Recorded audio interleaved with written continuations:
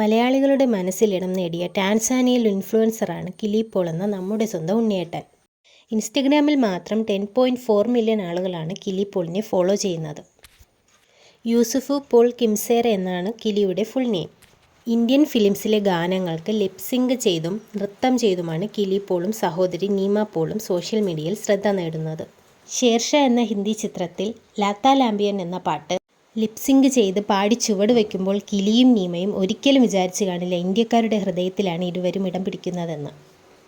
എന്തൊരു ചേലാണ് നെഞ്ചിലെ നീരാണ് എൻ്റെ കിനാവാണ്. മലയാളം പാട്ടുകളും ചെയ്തതോടെ കിലിക്ക് കേരളത്തിലും ആരാധകരായി. ദശലക്ഷക്കണക്കിന് ഹൃദയങ്ങൾ കീഴടക്കിയതിന് കിലി പോളിനെ ടാൻസാനിയയിൽ ഇന്ത്യൻ ഹൈക്കമാൻഡ് ആദരിച്ചത് 2022 സോഷ്യൽ മീഡിയയെക്കുറിച്ച് തൻ്റെ ഗ്രാമത്തിലുള്ളവർക്ക് അറിയില്ലെന്നും ഇന്ത്യയിലെത്തുമ്പോൾ തനിക്കൊരു സൂപ്പർ സ്റ്റാർ പോലെ തോന്നുന്നുവെന്നുമാണ് ആരാധകരുടെ സ്നേഹത്തെക്കുറിച്ച് കിലി പോൾ പറയുന്നത്.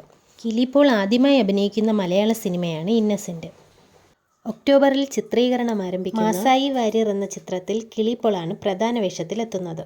കിലിയുടെ ജന്മസ്ഥലമായ ടാൻസാനിയൻ തന്നെയാണ് സിനിമയുടെ പ്രധാന ലൊക്കേഷൻ. നമ്മുടെ ഉണ്ണിയേട്ടൻ ഇനിയും ഒരുപാട് ഉയരങ്ങൾ കീഴടക്കട്ടെ എന്ന് ആശംസിച്ചുകൊണ്ട് ഈ വീഡിയോ ഇവിടെ നിർത്തുന്നു. അപ്പോൾ എല്ലാവരും ലൈക്ക്, ഷെയർ, സബ്സ്ക്രൈബ് ചെയ്ത് സപ്പോർട്ട് ചെയ്യുക. ബൈ.